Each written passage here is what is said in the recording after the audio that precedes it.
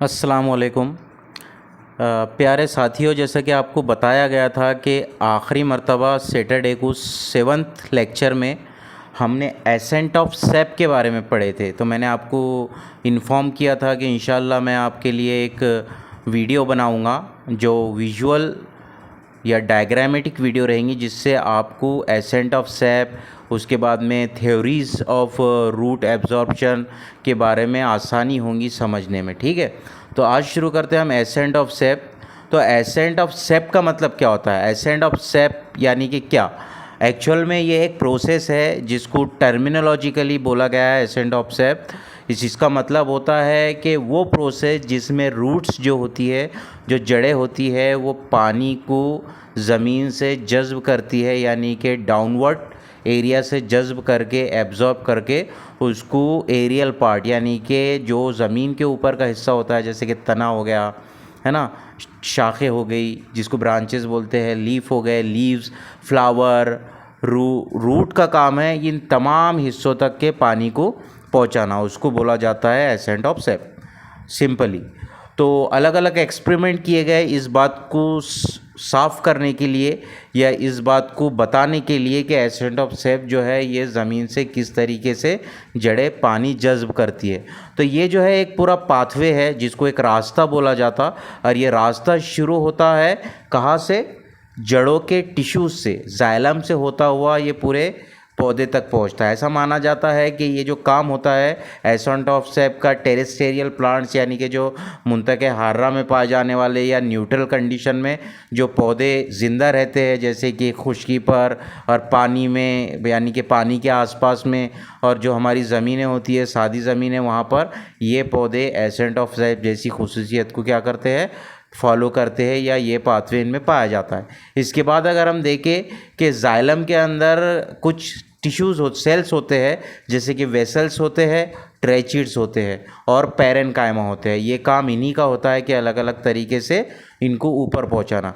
अगर वेसल की हम डायग्राम देखें तो पता चलेगा हमको कि वेसल्स जो होते हैं ये थिक दीवारों से बने हुए खलियात होते हैं जो आखिरी सिरों को एक दूसरे से जुड़े हुए होते हैं। पार्टीशन की अगर बात करें तो इनके दरमियान में पार्टीशन होता है जो सेल को डिसॉल्व करने का काम करता है। सेल के अंदर ऐसे कंटेंट पाए जाते हैं जो डिसअपियर होते हैं and form A hollow tubular structure, और ये एक पोखल नली जैसी स्ट्रक्चर बनाते हैं जिसको हम बोल सकते हैं कि ये एक किस्म के वाटर पाइप है। तो हम इसको समझने के लिए थेरीज़, जो अलग अलग साइंटिस्ट ने थेरीज़ पेश किए हैं, उसको समझने की कोशिश करते हैं कि ये एसेंट ऑफ सेप का जो मैकेनिज़्म है वो एक्चुअल में है कैसा। इस डायग्राम से हम समझते हैं कि एसेंट ऑफ सेप एक्चुअल में है क्या। या नीचे जो हिस्सा देख रहे हैं आप, जहाँ पर ये H2O लिखा हुआ है नीचे इस साइड में, तो ये एक्चुअल में मिट्टी है, और ये H2O के मॉलिक्यूल ये तमाम मिट्टी के अंदर मौजूद है। नंबर 1 जो देखेंगे आपको, यह है रूट हेयर। तो रूट हेयर का काम है क्या करना? पानी को अट्रैक्ट करना अपनी तरफ और उसको जज्ब करना। इसके पहले भी देखे हमने कि पानी रूट हेयर से होते हुए रूट के कॉर्टेक्स तक पहुंचता, कॉर्टेक्स से होते हुए जाइलम तक पहुंचता। जाइलम का काम है कि ऊपर का जितना भी हिस्सा है पानी का उसको ऊपर तक के पहुंचाना, और ये पानी जब ऊपर के पार्ट्स में जाता है तो फिर डिफ्यूजन भी होता है। डिफ्यूजन का मतलब क्या होता? पानी का इखराज, और इस प्रोसेस को ट्रांसपिरेशन बोला जाता। लीफ के अंदर एक मूवमेंट होती है, स्टोमेटल मूवमेंट, जिसके अंदर स्टोमेटा खुलते भी है और बंद भी होते हैं, जिसके नतीजे में जो पानी जज्ब किया हुआ है inside the soil and there comes forward upper side of the plant and removes from the transpiration process. तो ये एक प्रोसेस है एसेंट ऑफ सेप का, जिसके अंदर पानी जड़ों से होता हुआ प्लांट के ऊपरी हिस्से तक आता है। सूरज की रोशनी या गर्मी की वजह से वही पानी पत्तों से खारिज होता है, जिसको ट्रांसपिरेशन का अमल कहा जाता है, या डिफ्यूजन का अमल बोलते हैं, जो स्टोमेटा के ज़रिए अमल में आता है। ठीक है, तो अब यहाँ पर देखते हैं हम ट्रांसपिरेशन क्या है। अगर हम सबसे पहले देखें तो नंबर 1 पर पौधे जो होते हैं वो पानी को एब्जॉर्ब करते हैं जड़ों के ज़रिए। ठीक है, 1 नंबर में बताया गया आपको, वो जो ब्लू कलर के डॉट्स नज़र आ रहे जड़ों के आसपास में वो वाटर है, एंड दे आर अपवर्ड, एक एरो के ज़रिए बताया गया है, वही पानी जड़ों के ज़रिए ऊपर जा रहा नंबर 2 पर बताया गया है कि water travels up through the plant, मतलब पौधों में पानी ऊपर की तरफ सफ़र करता है, मतलब कि ये जो है ये शकली कुव्वत के अगेंस्ट होने वाला एक प्रोसेस है जो कुदरती तौर पर पौधों में पाया जाता है। नंबर 3 पर आप देख रहे होंगे कि वही वाटर जो है वो भाप की शक्ल में पौधों से लीफ के ज़रिए बारीक बारीक सुराखों से खारिज होता है, जिसको ट्रांसपिरेशन बोला जाता है, और यही प्रोसेस को एसेंट ऑफ सेप भी बोल सकते हैं। ठीक है, इसके बाद में जो थेरीज पेश की गई अलग अलग साइंटिस्ट के ज़रिए, तो एक ग्रुप है वाइटल फोर्स थेरी का, जिसके अंदर सर जेसी बोस नाम के साइंटिस्ट ने इसको बहुत मजबूत तरीके से सपोर्ट किया हुआ है। ठीक है, तो according to him upward translocation of water takes place due to the pulsatory activity of living cell of innermost cortical layer just outside the endodermis. It is also called pulsation theory. तो ये जो vital force theory है इसको pulsation theory भी कहा जाता। और क्यों कहा जाता कि साइंटिस्ट के मुताबिक ये कहना है कि पौधों में ट्रांसलोकेशन होता है। ट्रांसलोकेशन का मतलब क्या होता है, पानी के साथ साथ मिनरल्स भी जो होते हैं वो जज्ब होते हैं और वो पानी उनको क्या करता है, साथ में ऊपर लेके जाता है। इस एक्टिविटी को पल्सेटरी एक्टिविटी कहते हैं और ये हर पौधे के लिविंग सेल में होता है। अंदर के जो कॉर्टियल या कॉर्टेक्स सेल होते हैं उनकी लेयर से शुरू होता है, एपिडर्मिस तक पहुंचता है एंड फिर अगेन वो अंदर जाके जाइलम से होता हुआ पौधे के तमाम हिस्से तक पहुंचाया जाता है। तो ये थ्योरी के मुताबिक क्या है बोलना, फोर्स का मतलब आया, मतलब यहाँ पर एक कुव्वत लगाई जा रही है रूट के ज़रिए जिसमें पानी के साथ साथ ट्रांसलोकेशन भी हो रहा, यानी पानी के साथ मिनरल्स भी क्या हो रहे, ट्रांसफ़र हो रहे अपवर्ड डायरेक्शन में। This theory was only hypothetical and was further discarded by the experiment of Strasburger. फिर एक साइंटिस्ट आया 1891 में, उसने इस थ्योरी के ऊपर काम किया। 1893 तक उसने इस थ्योरी को डिस्कार्ड किया यानी कि खारिज किया और अपनी थ्योरी पेश की। उसका कहना था कि they are ascent of sap continues even in the stems. ये काम सिर्फ जड़ों से शुरू नहीं होता, ये काम तने में भी होता है। In which living cells have been killed by the uptake of poison. और अगर कोई लिविंग सेल पॉइजन अपटेक कर लेते हैं तो वो ये काम नहीं कर पाते, वो किल हो जाते हैं। इस साइंटिस्ट का कहना था पल्सेटरी थ्योरी के बारे में और उसकी एक अपनी थ्योरी साथ में थी। ठीक है, इस थ्योरी के मुताबिक अगर हम देखें तो इसमें और एक साइंटिस्ट है जिसको गोल्डस्वेस्की कहा जाता है। तो गोल्डस्वेस्की ने भी इस थ्योरी को पेश किया। इसका कहना था कि पौधे जो होते हैं वाटर को एब्जॉर्ब करते हैं और फिर वही वाटर ऊपर जाता है by the stem and they are vaporized from the leaf, यानी कि स्टोमेटा के ज़रिए इसके अंदर क्या होता है, ट्रांसपिरेशन का अमल होता है। ये थी vital force theories about the ascent of सेप।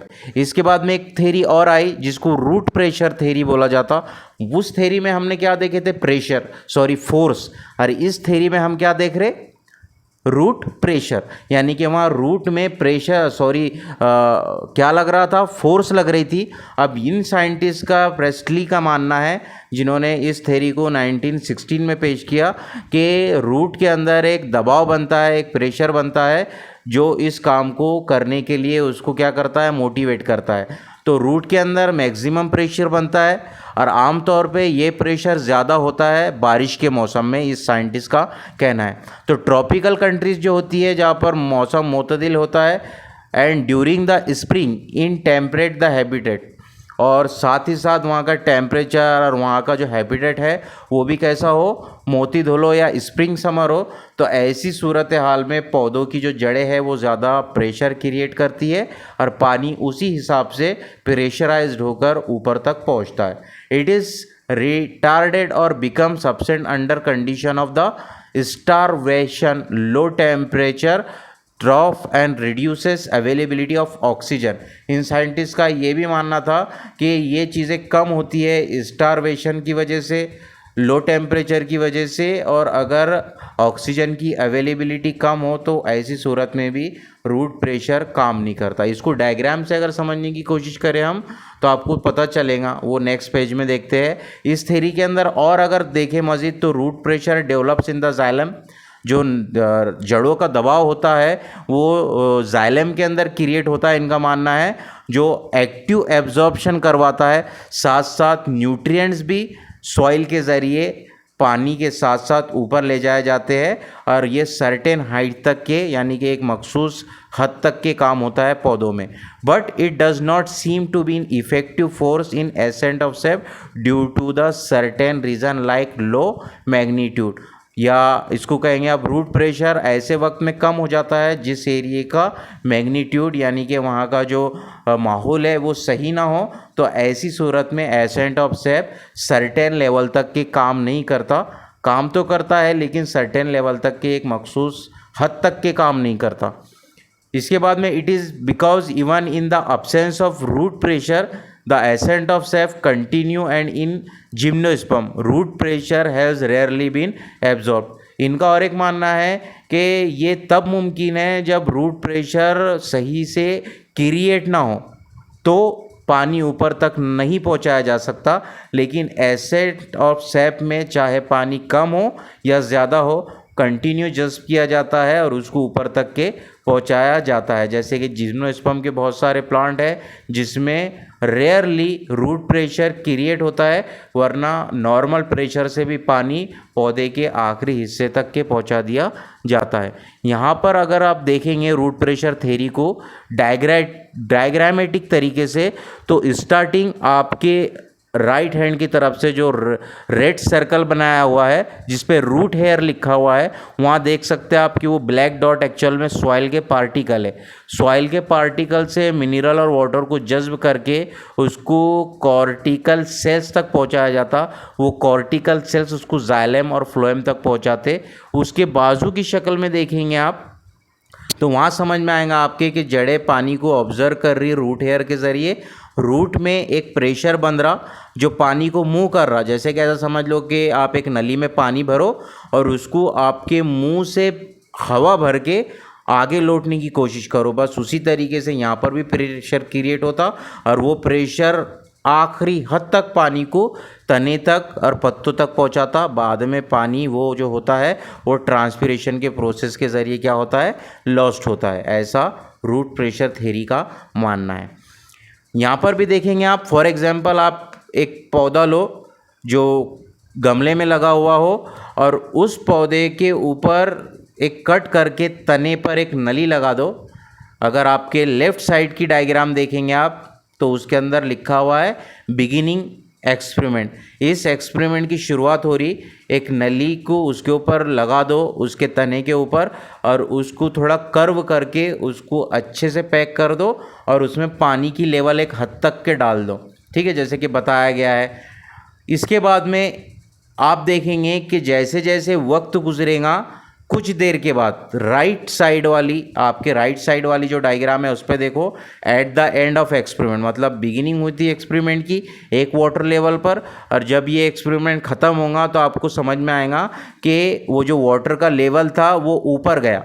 अब जाहिर सी बात है ना किसी मशीन का इस्तेमाल किया गया ना हवा फूकी गई, लेकिन फिर भी वो पानी की लेवल ऊपर गई। इसका मतलब क्या है कि पानी की लेवल पौधों के अंदर जो जड़ें होती है वो प्रेशर से जब पानी को ऊपर ढकेलती है तो पानी ऊपर पहुंचता है। अब जाहिर सी बात है तने के ऊपर कुछ भी नहीं है, सिर्फ ट्यूब लगी हुई है और उसमें पानी है, तो ट्यूब के अंदर जो पानी आएगा वो भी प्रेशर के ज़रिए ऊपर की जानिब मूव होगा। तो इससे हम आसानी से समझ सकते हैं या हमको एविडेंस मिलता है डायग्राम नंबर 1 से डायग्राम नंबर 2 में चेंजेस आए, यानी कि ये एक्सपेरिमेंट साबित करता है कि रूट के अंदर प्रेशर लगता है और वो पानी और मिनरल्स को ऊपर धकेलता है और पानी उस प्रेशर के ज़रिए पौधे के तमाम हिस्से तक के पहुंचाया जाता है।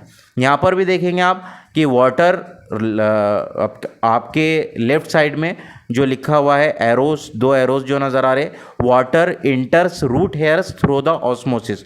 वाटर ऑस्मोसिस के ज़रिए क्या होता है, रूट के अंदर जाता है और इसके बाद में रूट जो प्रेशर लगाती है उससे पानी पुश होता है, राइट साइड में लिखा हुआ है अपवर्ड डायरेक्शन में, and through xylem in the stem, और जाइलम के ज़रिए वो स्टेम से होता हुआ पौधे के तमाम हिस्से तक के पहुंचाया जाता है। तो इस बात से हम समझ सकते हैं कि पौधों में रूट प्रेशर जो होता है वो लगता है, और रूट प्रेशर के ज़रिए ही पानी क्या होता है, ऊपर जाता है। तो अलग अलग साइंटिस्ट का अलग अलग मानना था, इसलिए फिर से एक थ्योरी आई इस एक्शन को समझने के लिए, एसेंट ऑफ सैप को समझने के लिए, जिसको बोला जाता फिजिकल फोर्स थ्योरी। अब ये फिजिकल फोर्स थ्योरी क्या है? तो फिजिकल यानी कि तबई अमल होने वाला है इसके अंदर, और ये तबई अमल इस थ्योरी के ज़रिए बताया गया है। जो फिजिकल फोर्स थ्योरी है इसके अंदर पहली थ्योरी को कहा जाता है कैपिलरी फोर्स थ्योरी, जिसको बोहम ने 1809 में पेश किया। इन साहब का या इस साइंटिस्ट का मानना था कि ये जो फोर्स होता है पौधों के अंदर, इसको कैपिलरी फोर्स कहते हैं, जिसके ज़रिए पानी ऊपर तक पहुंचाया जाता है। जाइलम के अंदर जो वेसल्स एंड ट्रैचिड्स होते हैं ये इसके लिए ज़िम्मेदार होते हैं।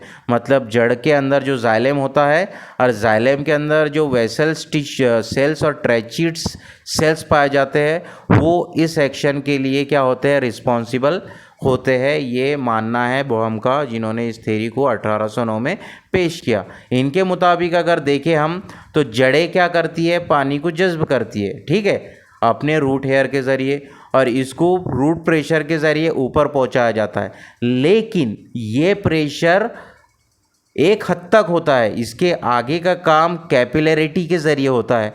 कैपिलरिटी उस एक्शन को बोला जाता है जिसमें पानी को एक फोर्स के ज़रिए ऊपर खींचा जाता है, और वो पानी कुदरती तौर पर अलग अलग जगह पर प्रेशर के ज़रिए जाता है। पहले थ्योरी में देखे आपने कि वहाँ पर कैपिलरी का कोई भी जिक्र नहीं था, वहाँ सिर्फ प्रेशर की बात हो रही थी। अब यहाँ पर एक चीज़ का जिक्र हुआ कि जड़ों में जो सेल होते हैं, जाइलम होते हैं, जाइलम में जो वेसल्स और ट्रैचिड्स होते हैं उनमें एक एक्शन होता है कैपिलरी एक्शन, यानी कि वो ट्यूब्स है, पाइपलाइन है पौधे की, और वो पाइपलाइन ऑटोमेटिक तरीके से कैपिलरी एक्शन शो करती है। वो कैपिलरी एक्शन पानी को ऊपर पहुंचाता है, फिर से एक फोर्स लगता है, वो पानी पौधों के तमाम हिस्से तक पहुंचाया जाता है, और वही पानी वेपराइजेशन यानी कि ट्रांसपिरेशन के ज़रिए लॉस्ट भी होता है। ये कैपिलरी फोर्स एक्शन कहलाता है, और इसको बोला जाता है फिजिकल फोर्स थ्योरी में पहली थ्योरी कैपिलरी फोर्स थ्योरी, ठीक है। ये डायग्राम को एक बार फिर से देखिए आप, आपके अच्छे से इस समझ में आएगा। नेक्स्ट, इसके बाद की जो सेकंड थ्योरी है फिजिकल फोर्स थ्योरी में, वो है ट्रांसपिरेशन पुल और कोहेजन टेंशन थ्योरी। इस थ्योरी को पेश किया था डिक्सन एंड जॉली ने 1894 में। इनका क्या मानना है? इन दोनों साइंटिस्ट का मानना है कि जो पानी होता है वाटर मॉलिक्यूल्स की शक्ल में यानी कि सालमात की शक्ल में होता है, और ये सालमात हाइड्रोजन बंदिश के ज़रिए एक दूसरे से जुड़े हुए होते हैं, और ये होते हैं पानी के अंदर। पानी के अंदर सॉइल के अंदर जो पानी होता है वो कॉम्पैक्ट होता है यानी कि पेचीदा होता है, और यही पानी वो एक कॉलम में क्या किया जाता है, पौधे में जज्ब किया जाता है, जिसको कोहेजन बोला जाता है। यानी कि छोटे छोटे मॉलिक्यूल्स एक कतार में क्या हो रहे, सीधी सीधी डायरेक्शन में ऊपर जा रहे, and a large tension is required to break a column of water, और इसके लिए एक लार्ज फोर्स लगेंगी ब्रेक करने के लिए, यानी कि इसको इधर मूव करना है, इस टहनी में उधर मूव करना है, इसलिए इसको कोहेजन टेंशन थ्योरी भी बोला जाता है। Cell walls of xylem vessels have affinity of water molecules. Cell wall जो होती है जाइलम की, उनमें जो वेसल्स होते हैं उनके अंदर एक कुव्वत या ऐसी खुसूसियत पाई जाती है जो पानी के मॉलिक्यूल को आसानी से कैच करने का काम करती है। जब ये पानी ऊपर पहुंचाया जाता है तो loss of water from aerial part यानी कि ऊपर जो हिस्सा है ज़मीन के ऊपर का हिस्सा, उसको बोला जाता है aerial part of the plant. तो वहाँ से पानी क्या होता है, लॉस होता है ट्रांसपिरेशन की शक्ल में, जिसके लिए एक प्रेशर काम करता है जिसको बोला जाता है suction pressure in the water. और ये कॉलम जो होते हैं वाटर के, ये भाप की शक्ल में क्या होते हैं, पत्तों से खारिज होते हैं। इसलिए इस थ्योरी को बोला गया ट्रांसपिरेशन पुल थ्योरी। ट्रांसपिरेशन को एक बार और समझ लो आप, नेक्स्ट लेक्चर जब भी होगा हमारा तो उसमें हम ट्रांसपिरेशन क्या है वो देखेंगे। तो ट्रांसपिरेशन का मतलब क्या होता है, पानी जो जड़ों के ज़रिए ऊपर तक पहुंचाया जा रहा, वो ऊपर के तमाम हिस्सों से भाप बन के उड़ता है। इस अमल को क्या बोलते हैं, ट्रांसपिरेशन। और ये अमल स्टोमेटा के ज़रिए अमल में आता है। और ये थ्योरी को ट्रांसपिरेशन पुल थ्योरी इसलिए बोला गया है क्योंकि जो जड़ें पानी जज्ब करती है उसको एरियल तक पहुंचाती है, और वो कॉलम जो है वो ब्रेक होते हैं और पानी भाप की शक्ल में खारिज होता है, इसलिए इसको ट्रांसपिरेशन पुल थ्योरी भी बोला जाता है। Such a pull exerted on water column help in the continuous flow of water in the upward direction. अब ये जो ट्रांसपिरेशन है, यही जो प्रोसेस है ये जड़ों को और पानी जज्ब करने के लिए क्या करता है, रेडी करता है। मतलब पानी जज्ब होगा, ऊपर जाएगा, ऊपर से खाली होगा, फिर नीचे से जज्ब होगा, फिर ऊपर पहुंचाया जाएगा, फिर ऊपर से खाली होगा। तो ये जो प्रोसेस है ये एक ट्रांसपिरेशन और कोहेजन टेंशन का प्रोसेस है, इसलिए इसको ट्रांसपिरेशन पुल थ्योरी या कोहेजन टेंशन थ्योरी बोला जाता है, जिसको जॉलियर डेक्सन ने 1894 में पेश किया। लाइव लेक्चर के दौरान मैंने आपको एक बात बताया था कि इस थ्योरी को समझने के लिए हम ऐसा समझ सकते हैं कि 2 फ्लोर की बिल्डिंग है, उसके ऊपर एक 10 लीटर या 1000 लीटर के पानी का टाका रखा हुआ है, और नीचे से आप उसमें क्या कर रहे, पानी पहुंचा रहे, लेकिन उस टाके में आप 2-3 अगर होल कर दे तो वो टाकी भरेंगी भी नहीं और ये पानी ऊपर पहुंचते रहेगा। बस वही काम पौधों में होता है, जड़ों से पानी ऊपर तक पहुंचाया जाता है और पत्तों से वो पानी खारिज होते रहता है। ये प्रोसेस कभी रुकता नहीं, इसलिए इसको ट्रांसपिरेशन पुल थ्योरी बोलते हैं। इसको डायग्राम से अगर समझे तो नीचे सबसे आखिर में देखेंगे आप कि सॉइल है, वो ब्लू कलर के वाटर मॉलिक्यूल बताए गए हैं। वाटर मॉलिक्यूल जज्ब किए जा रहे हैं रूट के ज़रिए, उस वाटर को ऊपर पहुंचाया जा रहा थ्रू द प्लांट, या ट्रैवल बोलेंगे इसको, वाटर ट्रैवल। इसके बाद में यही वाटर जब ऊपर पहुंच रहा तो ऊपर के तमाम स्मॉल और जितने भी लीव्स है वहाँ पर पहुंचाया जा रहा, और मोस्टली जो पत्ते होते हैं उसके ऊपर बारीक बारीक होल्स होते हैं जिसको दहन खलियात और स्टोमेटास बोलते हैं। ये जो स्टोमेटास होते हैं ये पौधे के टेम्परेचर को सही रखने के लिए या प्लांट की जो फिज़िकल रिएक्शंस है, तबई तामुलात है, इनसाइड द सेल होने वाले जो भी तामुलात है वो सही से चले, पौधे का टेम्परेचर सही रहे, पौधे का फिज़िकल नेचर, नेचुरल नेचर, वो सारी कंडीशन सही रहे और पौधे की लाइफ बरकरार रहे, पौधा हरा भरा रहे। इसलिए वो स्टोमेटास जो होते हैं उस एक्सेस वाटर को क्या करते हैं, भाप की शक्ल में, स्टोमेटा के ज़रिए भाप की शक्ल में उसको पौधे के बाहर निकालते हैं। और ये काम मोस्टली दिन के टाइम ज़्यादा होता है, अंधेरे में कम होता है। लेकिन ये जो पानी वेपर बन के उड़ा है ये वापस वाटर एब्जॉर्बेशन के ज़रिए जज्ब किया जाता है, इसको ऊपर तक के पहुंचाया जाता है। आई होप आपको ये लेक्चर पसंद आया होगा। इस डायग्राम से भी आप क्या कर सकते हैं, एसेंट ऑफ शेप को समझने की कोशिश कर सकते हैं। एक तरफ दिखाया गया है आपके लेफ्ट कॉर्नर में एसेंट ऑफ शेप है जिसमें पानी अपवर्ड डायरेक्शन में मूव हो रहा, from the roots comes from the stem, और वो लीफ तक पहुंचाया जा रहा या प्लांट के तमाम हिस्से तक। और लीफ के ऊपर जो रेड कलर का एरो देख रहे हैं आप, इसका मतलब क्या होता, इसका मतलब ये होता कि यहाँ पर ट्रांसपिरेशन का अमल हो रहा और पानी लीफ के बाहर निकल रहा। ये मैसेज जब वापस नीचे जाता है तो वापस रूट्स क्या करती है, पानी को जज्ब करती है। अगर आप राइट साइड में देखेंगे तो वहाँ बताया गया है कि ट्रांसपिरेशन पुल, यानी कि आप इस थ्योरी को, ट्रांसपिरेशन पुल थ्योरी को इस डायग्राम के ज़रिए समझ सकते हैं कि पानी जब एसेंट ऑफ शेप के ज़रिए ऊपर जा रहा, from the root stem leaves तक पहुंच रहा, बाजू में राइट साइड में देखेंगे कि वही पानी, वही वाटर लॉस हो रहा ड्यू टू ट्रांसपिरेशन। और जब ये पानी खारिज होता तो एक प्रेशर या एक दबाव बनता जो नीचे तक के आता और फिर वो रूट को मोटिवेट करता कि पानी को जज्ब करना है। फिर पानी उस चीज़ को जज्ब करते, रूट्स के ज़रिए जाइलम तक पहुंचाते, स्टैंड्स के ज़रिए ऊपर तक जाता, फिर लीफ उसको खारिज कर देते, फिर एक पुल या फोर्स लगती जो उस मैसेज को नीचे तक पहुंचाती। ये पानी कंटिन्यूसली फिर जज्ब किया जाता और ट्रांसपिरेशन के ज़रिए इसको खारिज किया जाता। ठीक है, इसके बाद में यहाँ पर भी आप समझ सकते इस डायग्राम में अच्छे से कि एक्चुअल में ये प्रोसेस कैसे होता पूरा एसेंट ऑफ सैप का। राइट साइड में देखेंगे आप तो पानी H2O की शक्ल में एक दूसरे से जुड़ा है, यानी कि हाइड्रोजन का जो बॉन्ड है ये 2 ऑक्सीजन के साथ है, वही ऑक्सीजन और हाइड्रोजन दूसरे हाइड्रोजन और ऑक्सीजन के साथ में क्या है, अटैच है।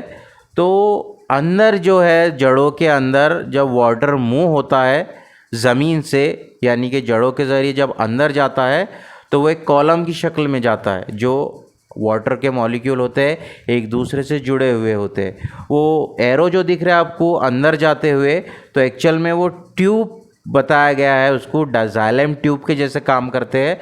और वो पानी फिर पौधे के तमाम हिस्से तक पहुंचाया जाता है, जैसे आप लीफ तक देख रहे। और बाद में वो जो लीफ के ऊपर एरो बताया गया है, इसका मतलब ये है कि लीफ के ऊपर जो बारीक बारीक होल होते हैं, यानी कि जो बारीक बारीक सुराख होते हैं जिसको स्टोमेटा बोला जाता है, उसको उन सुराखों से उस पानी को क्या किया जाता है, पानी को भाप की शक्ल में खारिज किया जाता है। बाजू की शक्ल देख रहे होंगे आप, तो वहाँ पर साफ नज़र आ रहा जो एरो बताया गया है नीचे, वो है वाटर लिविंग थ्रू स्टोमेटा, यानी कि वो बारीक जो होल है वहाँ से पानी का अखराज होता है, लिविंग होती है और वो पानी पौधे से खारिज होता है। तो आई होप आज का लेक्चर आपको पसंद आया होगा, जिसमें हमने समझने की कोशिश की है किस चीज़ को, एसेंट ऑफ सैप को। और एसेंट ऑफ सैप के लिए अलग अलग थेरीज पेश की गई थी अलग अलग साइंटिस्ट के ज़रिए, जिसके अंदर फिज़िकल फोर्स थेरी थी, इसमें कैपिलरी फोर्स थेरी आ गई, और दूसरी थेरी कौन सी आ गई, ट्रांसपिरेशन पुल थेरी, जिसको कोहेजन टेंशन थेरी भी बोला जाता है या ट्रांसपिरेशन पुल थेरी भी बोला जाता है। इसके बाद में एक थेरी थी जिसको रूट प्रेशर थेरी बोला गया। तो रूट प्रेशर में मानना था कि प्रेशर ही काम करता है, कोई दूसरी चीज़ नहीं। और वाइटल फोर्स थेरी जो थी इसमें मानना था सर जेसी बोस का और अलग दूसरे साइंटिस्ट का। तो एक फोर्स होती है जो क्रिएट करती है वाटर को अपटेक करके ऊपर तक पहुंचाती है। आई होप आपको ये लेक्चर समझ में आया होगा डायग्रामेटिक तरीके से। तो हम कोशिश करेंगे कि हम जो भी लेक्चर ले उसको थोड़ा सा डायग्रामेटिक वे में भी समझने की कोशिश करें, या डायरेक्ट अगर ऐसा पॉसिबल ना हो, मैं यहाँ ना रहूँ तो बोर्ड भी नहीं रहेगा, तो वो सारी चीज़ें फैसिलिटीज़ ना होने की वजह से हम इस तरीके से भी कोई लेक्चर ऑफलाइन या ऑनलाइन तो ले सकते हैं, बस आपको सपोर्ट करना पड़ेगा। तो उम्मीद है कि आप लोग इस वीडियो को पूरा देखेंगे, एंड तक देखेंगे और इसकी नोट्स भी बनाने की कोशिश करेंगे। और हम जो टेस्ट लेंगे आखिर में वो दिवाली के वैकेशन के बाद जो होगा इंशाल्लाह उसको भी अरेंज किया जाएगा। तो आप ना छुट्टियों में पूरा बने रहिए, इंशाल्लाह हम कोशिश करेंगे हर तरीके से आप तक के इस नॉलेज को पहुंचा जाए, ठीक है। तो चैनल को सब्सक्राइब अगर नहीं किए होंगे तो जल्दी से चैनल को सब्सक्राइब कीजिए, साथ ही बेल आइकन को भी प्रेस कर लीजिए, और साथ ही कोई कमेंट डालिए कि आपको वीडियो कैसे लगा, आपके जो प्रॉब्लम थे वो सॉल्व हुए या नहीं हुए। अगर नहीं हुए तो जाहिर सी बात है आप मुझसे पूछ सकते हैं, कमेंट सेक्शन खुला है, आप कमेंट में पूछ सकते हैं और आप आपकी राय दे सकते हैं कि और क्या करना चाहिए, आपको कौन सी फैसिलिटी अच्छी लग रही है उसके बारे में बता सकते हैं। और इंशाअल्लाह जो हमारा मकसद है कि हम इस चैनल के ज़रिए नीट की स्टडी करेंगे और नीट को पास भी करेंगे, और हमारे जो ख्वाब है या हमारे वालिदैन के जो ख्वाब है इंशाअल्लाह उसको भी पूरा करने की कोशिश करेंगे। तो दुआओं में याद रखिए, सपोर्ट कीजिए कि हम कामयाब हो, मैं कामयाब हो, आप आपके मकसद में कामयाब हो। और जो लोगों की उम्मीदें आपसे जुड़ी हुई है और जो लोगों की उम्मीदें मुझसे जुड़ी हुई है, इंशाअल्लाह अल्लाह उसमें हमको कामयाब करे, ठीक है। तो इजाज़त दीजिए, अल्लाह हाफिज़, और कीप वॉचिंग जोहर वॉइस यूट्यूब चैनल।